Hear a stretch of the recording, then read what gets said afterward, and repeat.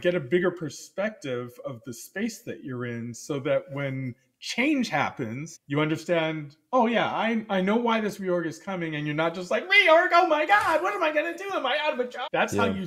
That's how you make the leap over the chasm of the reorg, right? It's like the chasm opens up, it's like reorg, you're all gonna fall in. It's like, not me. I'm building bridges to the next thing.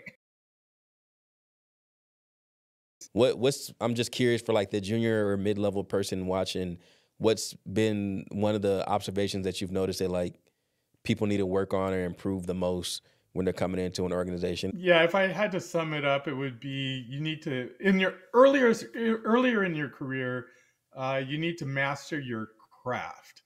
And what I mean by that is you got to put in the practice necessary to be really good at whatever it is you're doing. If you're a programmer, you know, staying current with things, learning new languages, learning new algorithms, reading tons of other people's code, reviewing other people's code, having your code reviewed by other people, taking on new engineering challenges. Don't just do the same thing over and over and over for 20 years.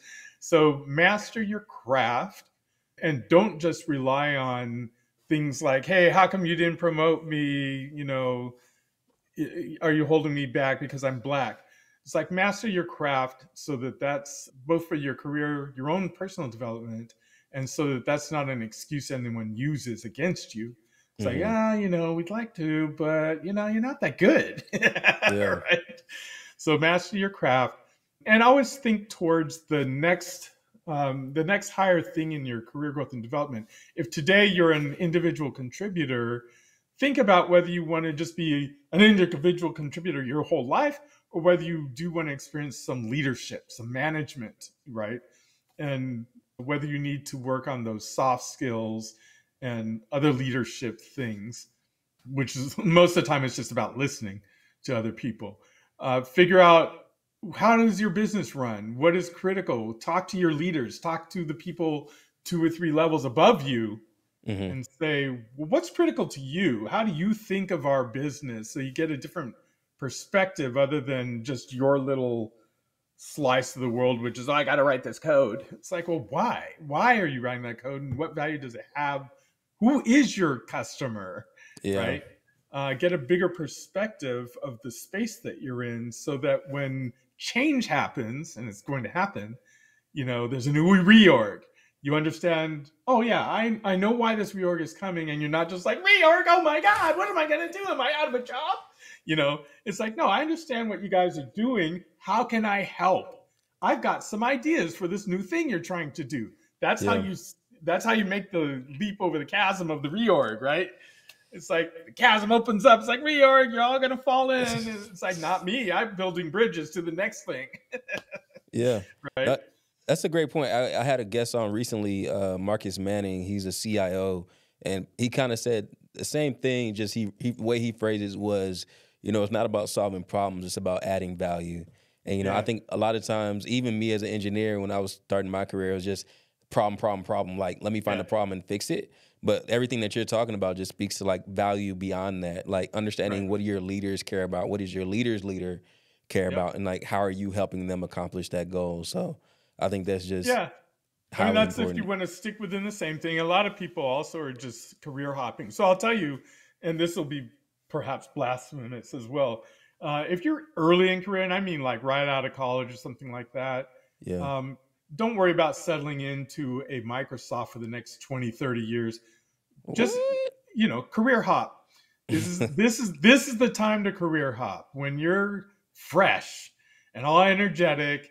It's like, go and get lots of different experiences. You can do that within the same company. Like, you could go to a Microsoft or Amazon or whoever and just keep Yeah. hopping, but they'll look down on you after some time because, like, oh, you're not reliable. You keep hopping all over the place.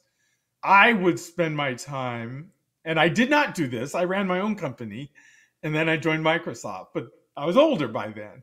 But if I had started in working for someone else early in my career, I would have hopped, right, with intention, because it's like I'm hopping because I want to get a perspective on different ways to run businesses. And I Yeah. wouldn't just hop from Microsoft to Google to Facebook. It's like, oh, those are all mega corporations.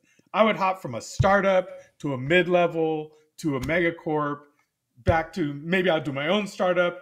And then, because by then, it's like, oh, I got married, I got kids, I got a mortgage, I got a car to pay for. But that's, your 30s by then. So in your early 20s, hop. Man, When your that's responsibilities are low and your brain is still pliable, hop.